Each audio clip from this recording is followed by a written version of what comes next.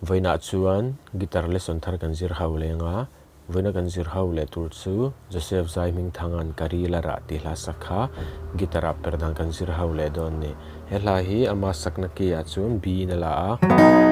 mase ke ni chuan G kan langa mase hlanin karon perrem na chuan ke po hi 4th fret a karon vuah thung ngo G kan langa ke ponei lo tan pon hemi ki hena play vek thei a chuan asang a C yama D minor a minor khang tha kan mang o strum dan po hi te kan strum ang muang da uhlekin down down down up ti khan no down down down up down down down up